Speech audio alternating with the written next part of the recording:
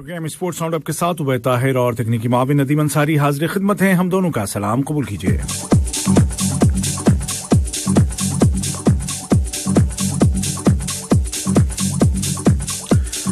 2022 का football cup तो world cup तो हो ही रहा है यहाँ पर, लेकिन क्या ऐसा हो सकता है कि 2023 का एशियन फुटबॉल कप भी यहाँ कतर में हो? जी हाँ, बिल्कुल ऐसा मुमकिन है, क्योंकि चीन ने, आपको याद होगा कि माजरत कर ली थी कि कोविड की वजह से वो एशियन फुटबॉल कप की मेजबानी नहीं कर सकता। ये अगले साल होना था ये टूर्नामेंट जून और जुलाई के महीने में, लेकिन चीन की जानिब से माजरत के बाद फिर एशियन फुटबॉल एसोसिएशन ने तमाम मेंबर मुल्कों से कहा कि जो भी मुल्क बिड करना चाहें उनके पास वक्त है 31 अगस्त तक का कि वो अपना बिड पेश कर सकते हैं। लेकिन अब तक 4 मुल्कों का नाम सामने आया है और ये कहा गया है कि कतर, जनूबी कोरिया, ऑस्ट्रेलिया और इंडोनेशिया दिलचस्पी रखते हैं इस एशियन फुटबॉल कप की मेजबानी के लिए। और चूंकि कतर यहां 21 नवंबर से 18 दिसंबर 2022 तक फुटबॉल वर्ल्ड कप की मेजबानी करेगा, तो ये कहा जा सकता है कि कभी इम्कान है कि एक बार फिर कतर एक बड़े टूर्नामेंट की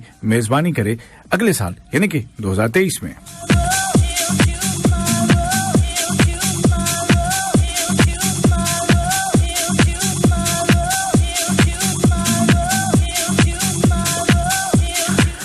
दो 2022 फुटबॉल वर्ल्ड कप का फाइनल मैच लुसेल स्टेडियम में होगा, लेकिन लुसेल स्टेडियम का इफ्तिताह अभी तक नहीं हुआ, कोई मैच वहां नहीं खेला गया। लेकिन अब आपको ज्यादा इंतजार नहीं करना पड़ेगा, क्योंकि जल्द आ रहा है वो दिन जब इस इंटरनेशनल स्टैंडर्ड के जबरदस्त किस्म के गोल्डन स्टेडियम में होगा एक मैच, और ये मैच होगा 11 अगस्त को जुमेरात के दिन शाम 7:40 पर, और ये मैच है अल अरबी और अल रैयान क्लब की टीमों के दरमियान। ऐलान ये किया गया है, बताया गया है, फुटबॉल वर्ल्ड कप की ऑर्गेनाइजिंग कमेटी की जानिब से कहा यह गया है कि ये मैच जो कि अल अरबी और अल रैयान क्लब के दरमियान खेला जाएगा इस इंटरनेशनल लुसेल फुटबॉल स्टेडियम में, लेकिन इसका बाकायदा इफ्तिताह बाद में किया जाएगा और उसके लिए तारीख का और मैच का ऐलान किया जाएगा।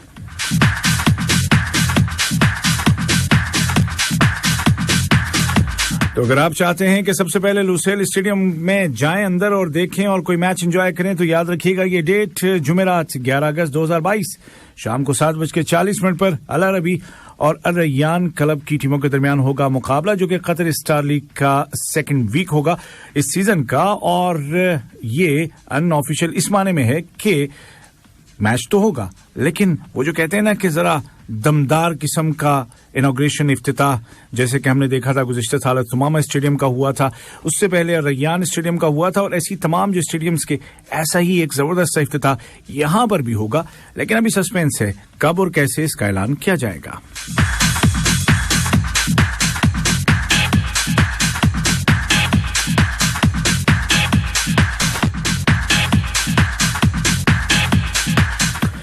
फीफा वर्ल्ड कप कतर की टिकट्स का बड़ा मसला है, और कालाबाजारी से बचने के लिए और लोगों को उससे दूर रहने के लिए मशवरे पे मशवरे दिए जा रहे हैं, ऐलान पे ऐलान आ रहे हैं। और अब ताज़ा तरीन जो बात है वो मैं आपको बता दूं कि यहाँ कतर का कानून इस सिलसिले में बड़ा सख्त है, और वजारत इंसाफ की जानिब से कहा गया है कि सिवाय फीफा की जो ऑफिशियल वेबसाइट है उसके कहीं और से अगर कोई किसी तरह से जाली टिकट बेचता है, लेता है, उसका कारोबार करता है, तो 1 साल कैद बामशक्कत, 1 साल की सजाए कैद और 5 लाख रियाल तक का जुर्माना हो सकता है। लिहाजा टिकट जब भी लें ऑफिशियल वेबसाइट से लें, अगर बेचनी भी हो तो उसी वेबसाइट के जरिए से बेचें, ताकि किसी कानूनी बाज़पुर से आप महफूज रह सकें।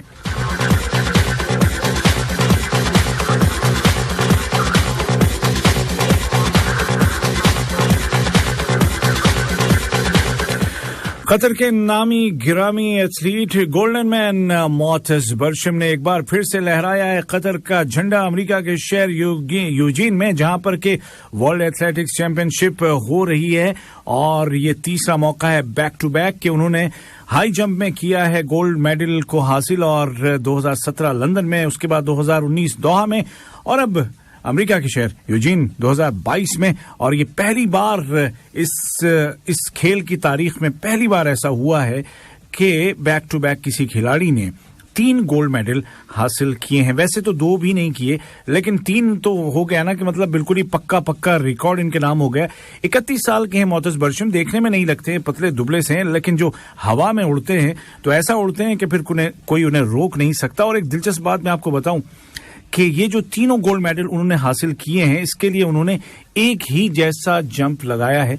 2017 में भी 2.37 मीटर्स की ऊंचाई उन्होंने क्रॉस की थी कामयाबी के साथ, और उसके बाद फिर दोहा 2019 में भी, और अब अमेरिका के शहर यूजीन में जो हो रहे हैं मुकाबले, वहां पर भी 2.37 मीटर उछल करके उन्होंने ये एजाज और ये गोल्ड मेडल हासिल किया है। तो नंबर उनके लिए ये लकी है।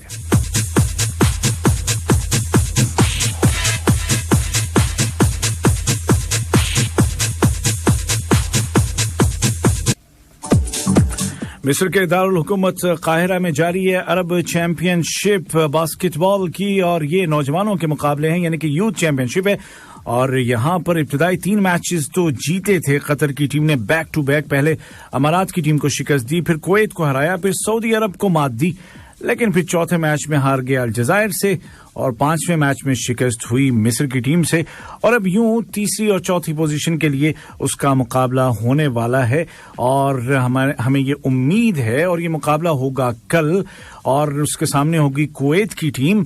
जो जीतेगा वो तीसरी पोजीशन पर रहेगा, यानी कि कांसे का तमगा उसे मिलेगा। हमारी दुआ, हमारी ख्वाहिश है कि कम से कम कांसे का तमगा जरूर कतर के नौजवान खिलाड़ी जीत कर गए। जो दीगर ममालिक शरीक है इस यूथ चैंपियनशिप में वो हैं अमारात, अलजायर, कतर, कुवैत, सऊदी अरब और मेजबान मिस्र।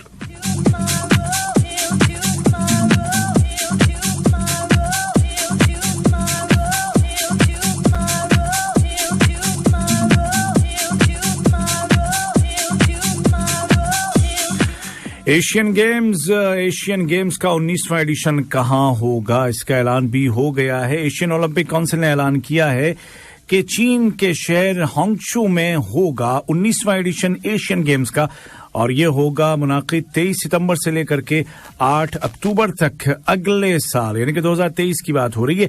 इससे पहले 19वां एडिशन एशियन गेम्स का होने वाला था 10 से 25 सितंबर 2022 के दौरान, लेकिन कोरोना वायरस की वजह से इसको मुलतवी कर दिया गया, और अब ऐलान किया गया है कि अगले साल 23 सितंबर से 8 अक्टूबर के दौरान खेला जाएगा। आपको बताता चलूं कि समर ओलंपिक्स के बाद ये दुनिया का दूसरा बड़ा खेल मेला होता है, जिसमें 10,000 से ज्यादा खिलाड़ी शरीक होते हैं, और 45 एशियन ममालिक इसमें हिस्सा लेते हैं।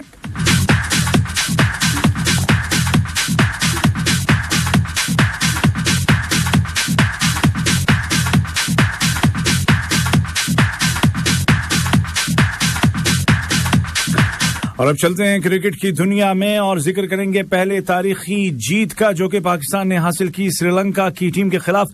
4 विकेटों से ये मुकाबला गोल में खेला गया, और यहां पर पाकिस्तानी बल्लेबाज ओपनर अब्दुल्ला शफीक ने मुतासिर किया सबको, बहुत सारे रिकॉर्ड भी अपने नाम किए, और प्लेयर ऑफ द मैच तो रहे ही।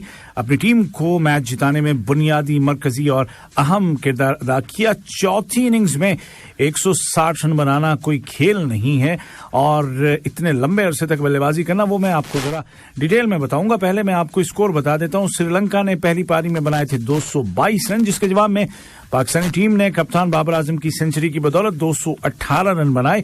मामूली सी बढ़तरी मिली थी श्रीलंका को, जिसपे उसने मजीद बिल्डअप किया और 337 रन और बना डाले, और यूं पाकिस्तान को जो हदफ मिला वो था 342 रन का, 342 रन, और इस हदफ का पीछा करते हुए अब्दुल्ला शफीक के अलावा सिर्फ बाबर आजम चौथी पारी में थोड़ा टिक के खेले। बाबर आजम ने 55 रन स्कोर किए, जो कि बहुत ही कीमती इनिंग्स थी। इमाम उल हक ने 35 रन, अजहर अली 6 रन बना सके। 40 रन मोहम्मद रिजवान ने बनाए, आगा सलमान ने 12, 5 रन हसन अली ने, और मोहम्मद नवाज ने नॉट आउट 19 रन स्कोर किए। और आप अपने खिलाड़ी यानी कि अपने साथी अब्दुल्ला शफीक का शानदार साथ निभाया, जिन्होंने के 408 बॉलों का सामना किया और 160 रन बनाए, और अपनी टीम को इस मैच में 4 विकेटों से जीत दिलाई।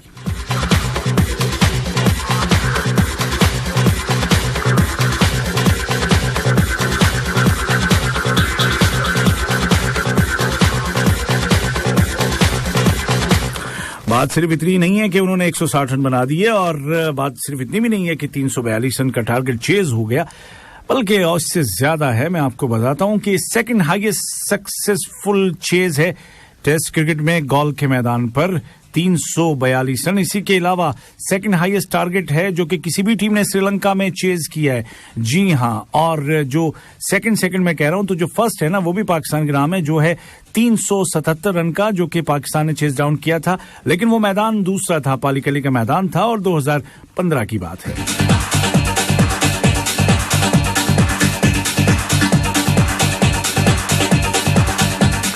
पाकिस्तान ने गॉल के मैदान पर जो 342 रन का टारगेट चेज डाउन किया है, ये अब तक का इस मैदान पर सबसे बड़ा टारगेट है किसी भी टीम का। इससे पहले श्रीलंका ने न्यूजीलैंड के खिलाफ 2019 में इस मैदान पर 268 रन का टारगेट चेज किया था।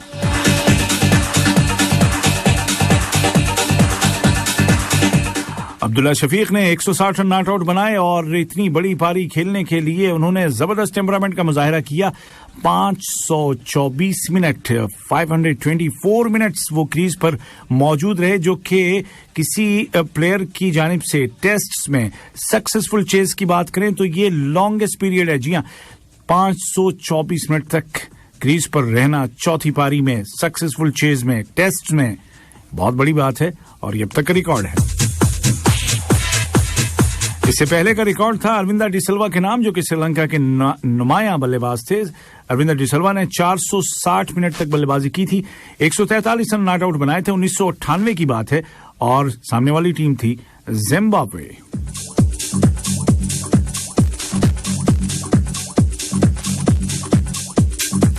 और अगर श्रीलंका से बाहर निकल करके देखें तो जनाब 524 रन की ये मैराथन पारी थर्ड लॉन्गेस्ट है किसी भी बैटर की जानिब से फोर्थ इनिंग्स में किसी टेस्ट की बात करें, जितना भी अब तक का डेटा अवेलेबल है उसके हिसाब से।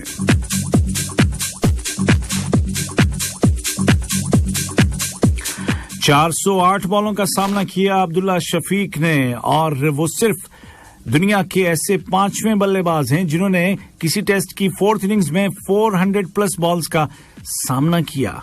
जबरदस्त।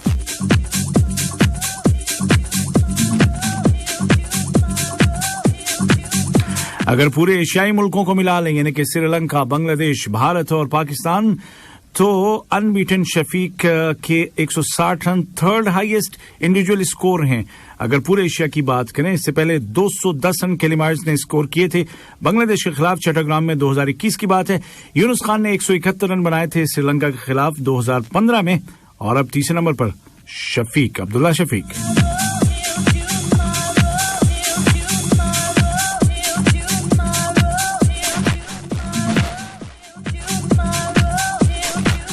और इसी तरह से अगर पाकिस्तान की नजर से देखें तो यहां पर भी अब्दुल्ला शफीक का ये जो स्कोर है ना 160 रन नॉट आउट का, ये थर्ड हाईएस्ट इंडिविजुअल स्कोर है for Pakistan in the fourth innings of a test. Babar Azam ने स्कोर किए थे 196 रन ऑस्ट्रेलिया के खिलाफ, अगर आपको याद हो, इसी साल के शुरू में कराची में, जबकि यूनुस खान ने 171 रन बनाए थे, जिसका भी तस्करा किया, 2015 की बात है। और अगर इस लिहाज से देखें कि ओपनर्स का क्या रिकॉर्ड है, तो यहां पर भी सिर्फ 2 ऐसे ओपनर्स हैं दुनिया के कि जिन्होंने किसी टेस्ट में चेज करते हुए सक्सेसफुल चेज में अब्दुल्ला शफीक से ज्यादा रन बनाए हों। और ये हैं जी गॉर्डन ग्रीनिश, क्या प्लेयर थे वेस्टइंडीज के, जिन्होंने कि इंग्लैंड के खिलाफ 1984 में लॉर्ड्स टेस्ट में 214 रन स्कोर किए थे। और दूसरे खिलाड़ी हैं आर्थर मॉरिस, जिन्होंने 182 रन बनाए थे इंग्लैंड के खिलाफ लीड्स के मैदान पर 1948। बहुत पुरानी बात है।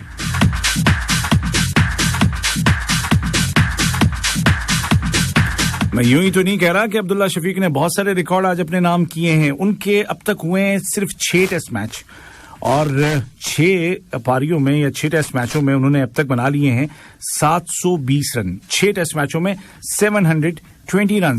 अब रिकॉर्ड क्या है? रिकॉर्ड ये है कि सिर्फ 3 ऐसे बैटर्स हैं कि जिन्होंने दुनिया के पूरी टेस्ट तारीख की बात कर रहा हूं, सिर्फ 3 ऐसे बल्लेबाज हैं जो उनसे आगे हैं 6 टेस्ट मैचों के बाद टोटल स्कोर में। ये हैं जी सुनील गावस्कर, जिन्होंने 6 मैचों में 912 रन बनाए थे, डॉन ब्रैडमैन जिन्होंने 862 रन बनाए थे और जॉर्ज हेडली जिन्होंने 730 रन बनाए थे। क्या बड़ी बात है कि इतने बड़े बड़े प्लेयर्स के साथ अब अब्दुल्ला शफीक का नाम भी आ रहा है।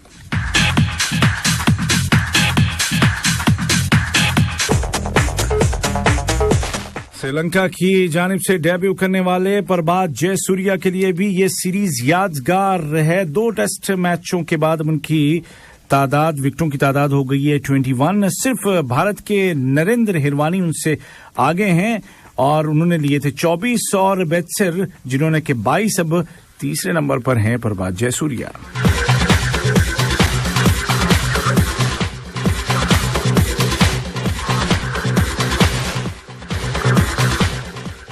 और चलते चलते आपको ये भी बता दूं कि भारत बांग्लादेश दोनों ही जिम्बाब्वे के दौरे पर जाने वाले हैं और जिम्बाब्वे पहले बांग्लादेश की मेजबानी करेगा और पहला T20 शुरू होगा 30 जुलाई से, उसके बाद 31 और 2 अगस्त को तीसरा और आखिरी T20, उसके बाद 3 ओडीआईज होंगे 10 अगस्त को आखिरी, उसके बाद भारत की मेजबानी होगी और भारत 18 अगस्त को पहला ओडीआई खेलेगा और फिर जिम्बाब्वे की टीम जाएगी ऑस्ट्रेलिया।